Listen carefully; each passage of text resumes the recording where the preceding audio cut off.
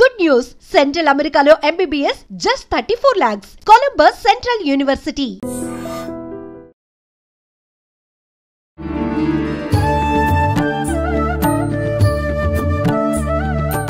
నమస్కారం, welcome to I dream. ధర్మ మార్గం విత్ విజిత కార్యక్రమానికి స్వాగతం. ప్రస్తుతం మనతో పాటు ఉన్నారు ఆధ్యాత్మిక గురువులు, ప్రణవ పీఠాధిపతులు, త్రిభాషా మహా సహస్ర అవధాని డాక్టర్ శ్రీ వద్దిపర్తి పద్మాకర్ గారు. ఇప్పుడు గురుగారితో మాట్లాడి మరిన్ని విషయాలు తెలుసుకుందాం.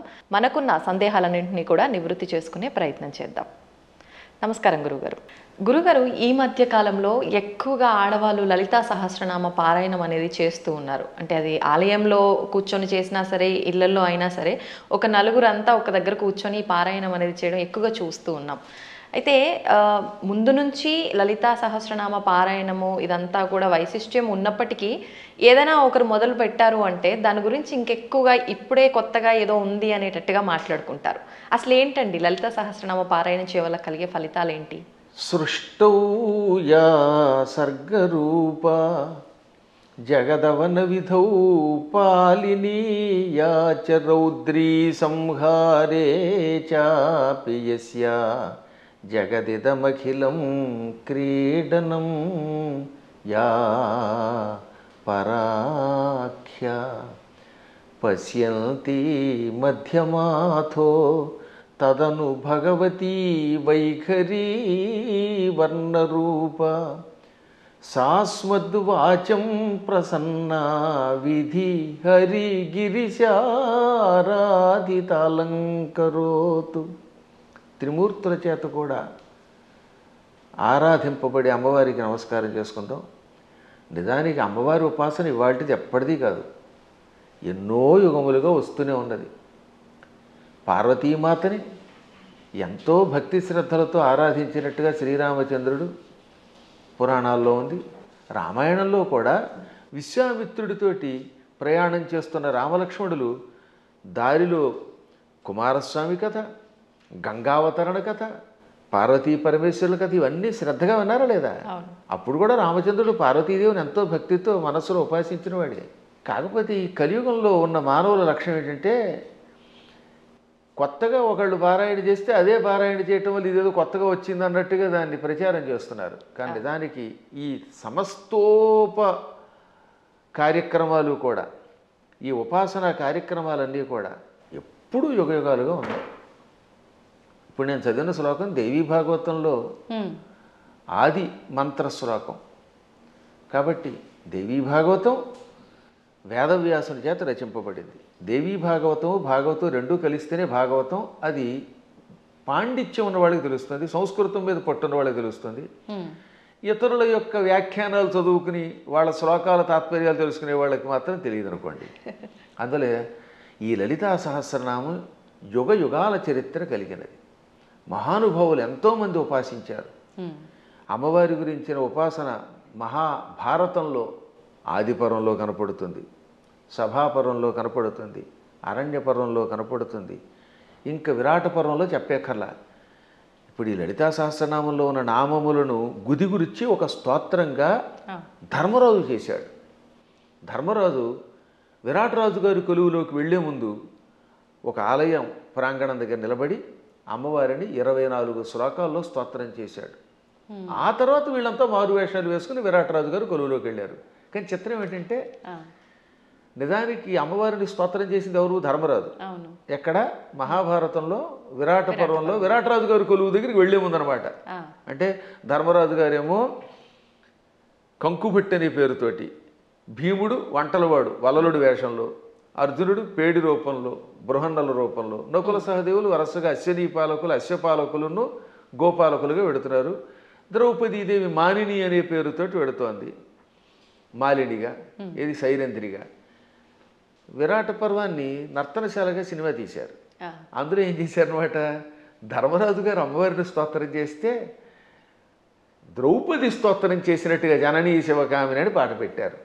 నిజానికి జననీ శివకామిని అందంగా పీసుశీల్ గారు అద్భుతంగా పాడిన స్తోత్రం నిజానికి ఎవరు చేశారనమాట? అది ఆ స్తోత్రం ధర్మరాజు చేశాడు. కాబట్టి ధర్మరాజు కూడా అమ్మవారిని ఉపాసన చేశాడు.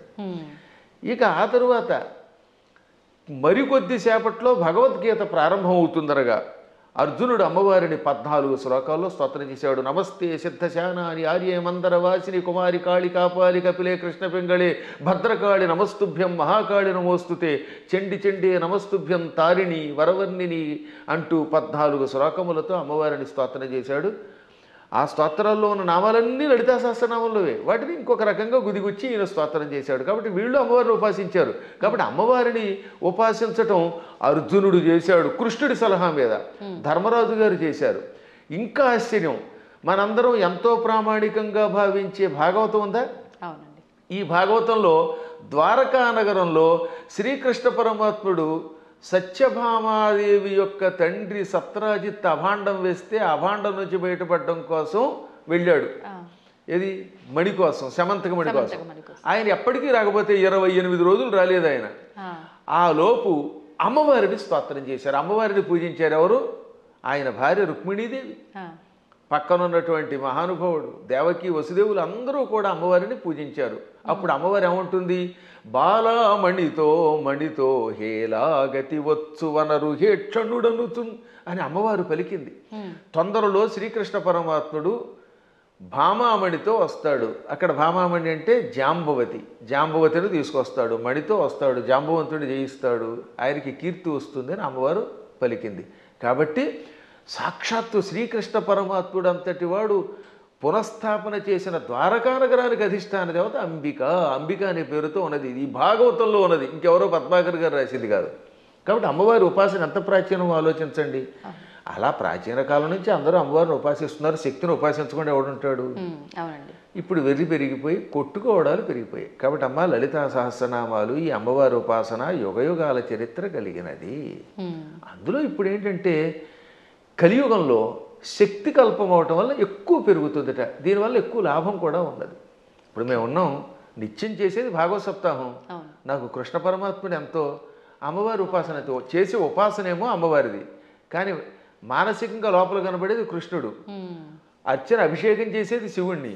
కాబట్టి శివుడైనా కృష్ణుడైనా అమ్మైనా ఉన్నది ఒకే చైతన్య స్వరూపం. ఆ జ్ఞానం కలిగిన వాడి స్థాయి వేరు. జ్ఞానం లేనప్పుడు రూపాలతో మాత్రమే కొట్టుకునే అజ్ఞానుల స్థాయి వేరు. అందుకే లలితా సహస్రనామం వీటికి అతీతమైన చైతన్య స్వరూపం అది. గురుగారు, ఇప్పుడు మీరు అన్నారు అమ్మవారైనా కృష్ణుడైనా శివుడైనా అంతా ఒకటే శక్తి స్వరూపము, మూర్ఖులు అని చెప్పి. ఈ మధ్య కాలంలోనే నాకు జరిగిన ఒక ఎక్స్పీరియన్స్, నేను ఎక్కువగా శివుణ్ణి ఆరాధిస్తూ ఉంటా. ఎందుకు అనవసరంగా నువ్వు శివుణ్ణి ఆరాధిస్తున్నావు, అమ్మవారిని పట్టుకో, శివుణ్ణి ఆరాధిస్తే ఏం ఫలితం లేదు, వాడు పిచ్చోడు ఇంకా ఎక్కువ ఇబ్బందులు పెడతాడు అని చెప్పి అన్నారు. దానికి నేను ఏం సమాధానం చెప్పాలంటారు? నేను ఎలా నిర్ణయం తీసుకోవాలంటారు? అవతల మూర్ఖులైతే వాళ్ళకేం సమాధానం చెప్పద్దు, మన పని మనం చేసేద్దాం. కొంచెం జ్ఞాని అయితే అజ్ఞానంతో కాకుండా కొంత జ్ఞానం కలిగితే వాడికి సమాధానం చెప్పచ్చు. అందుకే భర్తృహరి సుభాషితాలు చాలా గొప్పవి. అజ్ఞ సుఖమారాధ్య. అజ్ఞ అంటే ఏమీ తెలియని వాడు ఉన్నాడు, వాడు మూర్ఖుడు కాదు, ఏమీ తెలియని వాడు. ఏమీ తెలియని వాడికి బాగు చేయొచ్చట. అజ్ఞ అంటే ఏమీ తెలియని వాడు, సుఖం ఆరాధ్య బాగా చెప్పడానికి అర్హుడు. ఏమీ తెలియని వాడు కూర్చోబెట్టి చెప్పచ్చు. అంతే. సుఖతరం ఆరాధ్యతే విశేషజ్ఞ. బాగా చదువుకున్న పండితుడికి చెప్పచ్చు, ఏమీ తెలియని వాడికి చెప్పచ్చు, బాగా తెలిసిన వాడికి చెప్పచ్చు.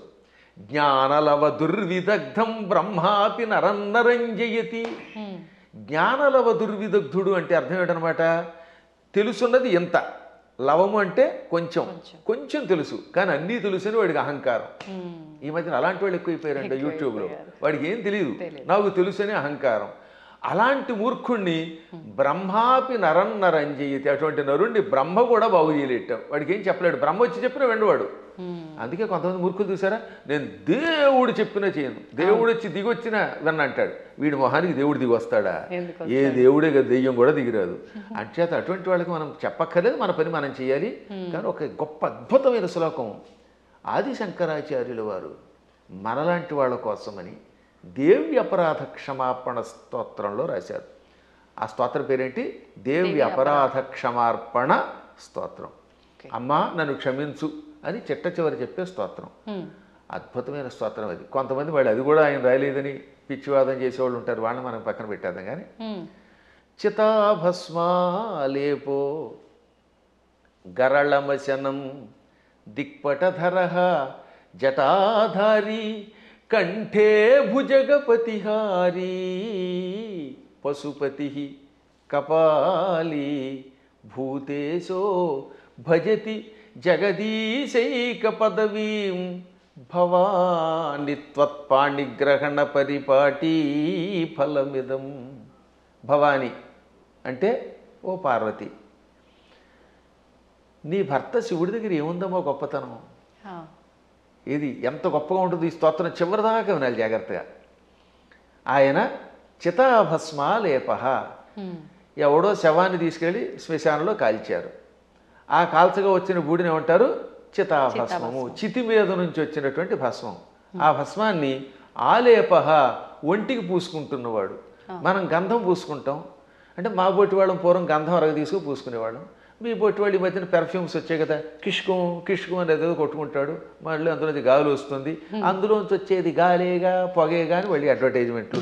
సరే ఏది ఏమైనా మొత్తం మీద సుగంధ ద్రవ్యాలు పూసుకుంటారు. ఆయన మాత్రం ఒంటికి ఏం చేస్తాడు? కాష్టంలో బూడిద పూసుకుంటాడు. పోని ఆహారం ఇడ్లీలో చపాతీలో బూరిలో గారెలో దధ్వజనో తిండు, గరళ వశనం విషమే ఆహారంగా స్వీకరించాడు. ఇంకా మంచి బట్టలు కట్టుకుంటున్నాడా? కనీసం పద్మాకర్ గారైనా అంతో ఎంతో మంచి లాల్చీ వేశారు.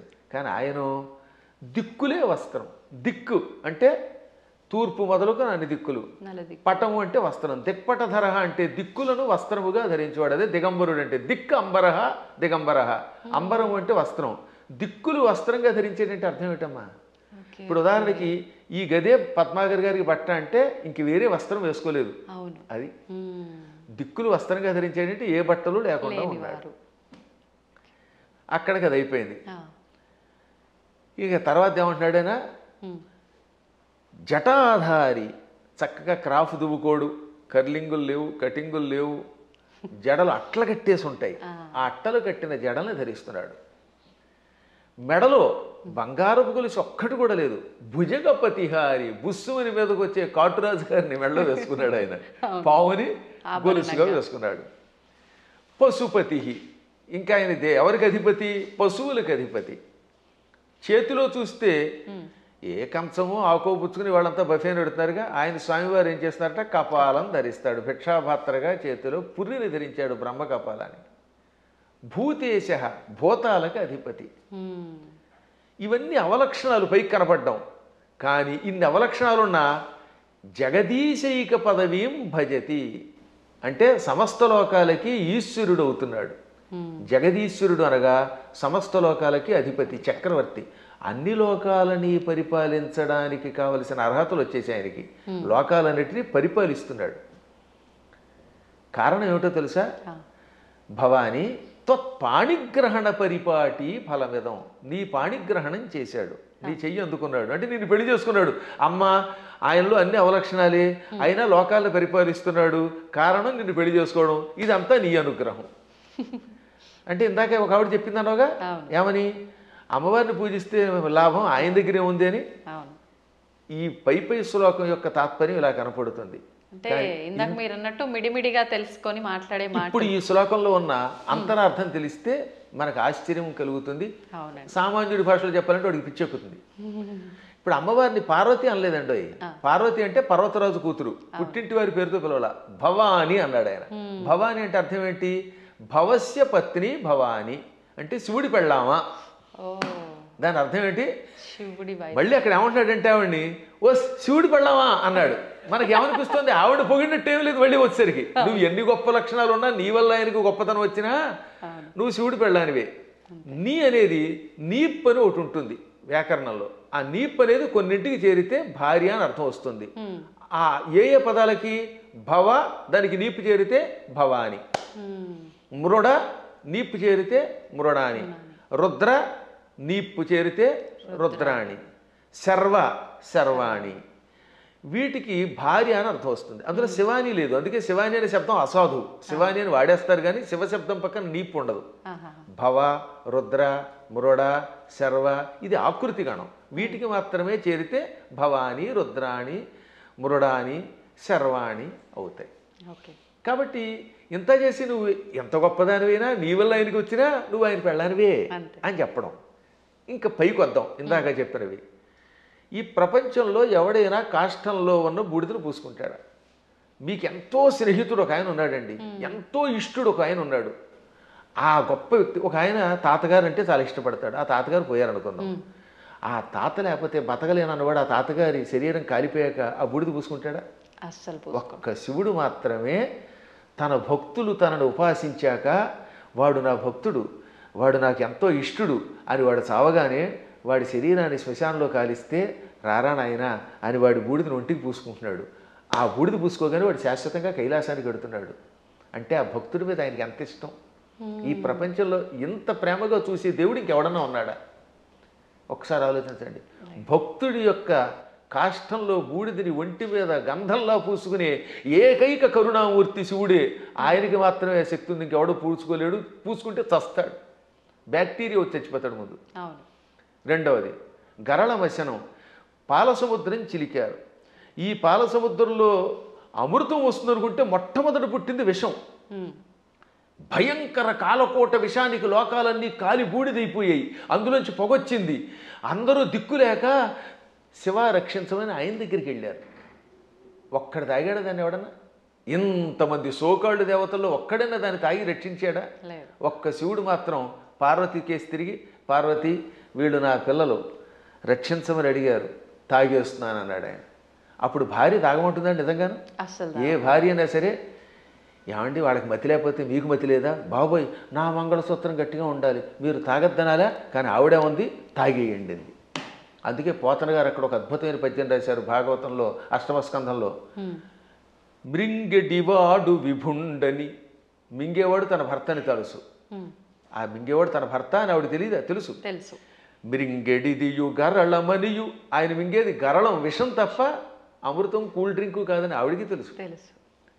అది తాగితే ఏం జరుగుతుందో కూడా తెలుసు. అది ఇంకోటి ఎవడన్నా తాగితే చచ్చిపోతాడే తెలుసు. అయినా మేలని ప్రజకుల్ మృంగుమనే సర్వమంగళ మంగళ సూత్రంబునెంత మది నమ్మినదో. ఎంత అద్భుతమైన పద్యం. అయినా ఈ సృష్టి అంతా తన పిల్లలు, మా పిల్లలు బాగుండాలి, వాళ్ళ కోసం మేము ఏమైనా పర్వాలేదు అని త్రాగమన్నది. తాగమండవే కాదు, తన మంగళసూత్రాన్ని అంత నమ్మింది. శివుడు నా మెడలో మంగళసూత్రం కట్టాడు, కట్టాక ఆయనకి ఏం అవ్వదు, నా మెడలో ఆయన కట్టిన మంగళసూత్రం ఉండగా ఈ విషయం కూడా ఆయన ఏమీ చేయదనే నమ్మకంతో తాగమన్నదట. అది వాళ్ళ దంపత్య యొక్క బంధం. ఆ దంపతులు ఇద్దరిలో ఎవరు గొప్ప ఎవరు తక్కువ అంటే అది అజ్ఞానం. ఈవిడ వల్ల ఆయన, ఆయన వల్ల ఈవిడ. ఇంతకీ ఎందుకు చెప్తున్నానంటే, నేను అంతటి కాలకోట విషమును టక్కన చేతిలోకి తీసుకుని ఇంత నేరేడు పండు ముద్దగా మార్చి మింగాడు ఆయన. మింగడం కూడా కంఠంలో ఎక్కడ పెట్టుకున్నాడు, సరిగ్గా ఈ కంఠం దగ్గర పెట్టాడు. లోపల లోకాలు ఉన్నాయట, బయట లోకాలు ఉన్నాయి. విషం బయట ఉంటే బయట ఉన్న లోకాలని బూడిద చేస్తుంది, కడుపులోకి వెడితే కడుపులో ఉన్న లోకాలు బూడిదైపోతాయి. ఇక లోకములు లేని ఏకైక స్థానం ఆయన కంఠాన్ని మాత్రమే అట్టే పెట్టాడు. కంఠంలో లోకాలు లేవు, అందుకని గొంతుకులో పెట్టాడు. ఇక్కడుంటే ఎవరికీ ప్రమాదం లేదు కనుక. ఇప్పుడు మీకు ఒక కాఫీ ఇస్తాం, తాగండి. తాగి నాలుక మీద కానీ కడుపులోకి కానీ పంపకుండా గొంతుకులో అట్టే పెట్టగలరా? అస్సలు సాధ్యం. గుట్టక వేస్తే టక్కన కిందకి దిగిపోవాల్సిందే, లేదా అతి కష్టమే నోట్లో పెట్టాలి. అది కూడా ఎంతసేపు పెట్టగలం, బయటనే ఉమ్మాలి, అవునా? అటువంటిది అంత కాలకోట విషయాన్ని ఇక్కడ బంధించే శక్తి ఏ దేవతకు ఉంది? ఒక్క శివుడికి ఉన్నది. అందుకే తెల్లని శివుడి శరీరం కూడా, శివుడు కూడా నాలా అందంగా తెల్లగా ఉండేవాడు. ఈ విషం కంఠంలోకి వెళ్ళాక నీలంగా మారిపోయి శ్రీకంఠుడు గరళకంఠుడు అయ్యాడు. అది ఆయనకు ఒక ఆభరణం అయింది, కీర్తి తెచ్చిపెట్టింది. అందువల్ల గరళవశనం అంటే అంతటి విషాన్ని ఆహారంగా స్వీకరించి గొంతుకులో పెట్టినవాడు ఆయన తప్ప ఎవడున్నాడమ్మా? ఇంకా ఆకాశాన్ని జుట్టుగా మార్చుకొని అట్లగట్టేలా జడలు పెట్టాడు. ఆకాశంలో ఉన్న మబ్బులు అవన్నీ ఆయనకి కేశములు అయిపోయాయి, వ్యోమకేశుడు ఆయన. అందువల్ల జటాధారి. మెడలో వాసుకి అని పిలువబడే ఒక భయంకర సర్పాన్ని ఎవడు పెట్టుకోగలుగుతాడు? ప్రపంచంలో పాముల్ని భరించే శక్తి ఇద్దరికి ఉంది. ఒక ఆయన పాము మీద పడుకున్నాడు, శ్రీ మహావిష్ణువు ఆదిశేషుడి మీద. ఇంకోటి ఎవడు ఆయన భరించలేడు. ఆ వాసుకినేమో మెడలో ఈయన గొలుసులో వేసుకున్నాడు. అలా విషసర్పమును కూడా ఆభరణంగా ధరించావు. పశుపతి అంటే మనందరం పశువులం. జీవులందరినీ ఏమంటారు? పశువులు. ఇంగ్లీష్లో కూడా man is a social animal అంటారు, గుర్తుపెట్టుకోండి. సంస్కృతంలో కూడా అంతే. పశువులు జంతువునాం నరజన్మ దుర్లభం. ఈ జంతువులలో మానవ జన్మమే దుర్లభము. కాబట్టి ఏ లాంగ్వేజ్లో అయినా సరే పశు శబ్దమునకు ప్రాణులు అని అర్థం. ప్రాణులందరినీ పరిపాలించేవాడు ఆయన పశుపతి అంటే. ఇంకా కపాలి, బ్రహ్మ కపాలాన్ని చేత్తో పట్టుకుని బ్రహ్మ యొక్క అహంకారాన్ని నడిచి యావజ్జీవితం చేతిలో పెట్టుకుని అందులో భోజనం పెట్టేవాడు ఎవడు అంటే కపాలి. అంటే ఇన్ని సంపదలున్నా అష్టసిద్ధులున్నా పార్వతి భార్య అయినా భిక్షాపాత్రని చేత ధరించి ఎవడైనా చివరికి భిక్షుకుడే. ఈ ప్రపంచంలో నేను భిక్షుకుడే, నువ్వు భిక్షుకుడివే, ఒకళ్ళనొకళ్ళు యాచించుకోవాలి అని చెబుతున్న మహానుభావుడైన ఒక్కడే. ఓకే. ఇంకా భూతేశ, భూతములు అంటే మీరు అనుకున్నట్టుగా హైహాన్ మీదకి వచ్చే భూతాలు కాదు, పంచభూతాలు. ఈ పృథివ్యాపస్తేజో వాయురాకాశములు, భూమి, అగ్ని, జలము, వాయువు, ఆకాశం అనే పంచభూతములు, ఇక ప్రాణులు, వీళ్ళందరికీ అధిపతి. అందుకే ఆయన జగత్తుకి ఈశ్వరుడు అయ్యాడు. అందువల్ల నువ్వేం చేసావు? ఆయన గొప్పతనం గ్రహించి ఆయన కోసం తపస్సు చేసి ఆయనే భర్త అవ్వాలని దగ్గరికి వెళ్ళి పార్వతి అని పేరున్నదానివి భవాని అయిపోయావు, ఆయన భార్యవై. అందుకే ఇప్పటికి కూడా ఇంగ్లీష్ వాళ్ళు మన సంస్కృత సంప్రదాయాల్లో కొన్ని పాటిస్తున్నారు. ఉదాహరణకి పద్మాకర్ గారి భార్య ఉంది, ఆవిడ ఏమన్నా మిసెస్ పద్మాకర్ అంటారా లేదా? అంటారు. రంగవేణి గారిని పిలవకుండా అంటే భవానీలాగా. పార్వతి కాస్త ఆయన భార్య అయ్యాక మిసెస్ శివ అయ్యింది, ఆ మాట భవానీ అన్నాం అంతే టెక్నిక్గా. అంటే ఎంత గొప్ప శక్తి! శివుడి భార్యని అనిపించుకోవడానికి ఇష్టపడుతోంది కానీ నేను పార్వతిని ఫలానా వాళ్ళ పుట్టింటి వారి సంబంధమైందని అనిపించుకోవడానికి ఆవిడ ఇష్టపడటం లేదు. ఈ లక్షణాలు ఆయనలో గొప్పవి కాబట్టే ఆయనని నువ్వు వరించావు, నీ వల్ల ఆయన పార్వతీ వల్లభుడయ్యాడు. ఈ విధంగా ఇద్దరు గొప్పవారే. ఇంక చివరిగా దిక్పటధరహ అంటే దిక్కులే వస్త్రములంటే మొత్తం ప్రపంచమంతా వ్యాపించినవాడు. అది వ్యాపిస్తే కదా బట్ట అయ్యేది. మీరు ఆలోచించండి, తూర్పు, పడమర, ఉత్తరం, దక్షిణం, ఆగ్నేయం, నైరుతి, ఈ వాయువ్యం, ఈశాన్యం అని పిలువబడే దిక్కులు పైన కింద ఉన్నవి మనకు బట్ట అవ్వాలంటే మనం అంత శరీరం కలిగిన వాళ్ళు అయ్యి ఉండాలి. ఇప్పుడు నాకు ఈ గది బట్ట అవ్వాలంటే నేను గది అంతా నిండిపోవాలి, అప్పుడే ఈ గదిని నేను బట్టగా ధరించగలను. అవునా? అందువల్ల సర్వవ్యాపకుడు అని అర్థం. అటువంటి వాళ్ళ యొక్క గొప్పతనాన్ని గ్రహించలేక శివుడిని పూజిస్తే కష్టం వస్తాయి, పార్వతిని పూజించని, లేక పార్వతిని పూజించకు శివుడిని పూజించని, లేక ఈ ఇద్దరిని పూజించి విష్ణువుని పూజించగని, విష్ణువుని పూజించి వీళ్ళని పూజించకు అన్నాడంటే వాడు అజ్ఞాని, ఏ విధమైన ఉపాసనా బలం లేనివాడు. అందువల్ల వీటికి అతీతంగా సర్వవ్యాపకుడైన శివుడు ఆయన ఏకో దేవ, ఏకో దేవ కేశవో వా శివో వా, ఒకడే దేవుడు. నువ్వు శివుడను, కేశవుడను, పార్వతి అను, లేక లక్ష్మి అను, సరస్వతి అను, కుమారస్వామి అను, విఘ్నేశ్వరుడను, ఇన్ని రూపములతో కనపడుతున్న పరమాత్మ ఒక్కడే.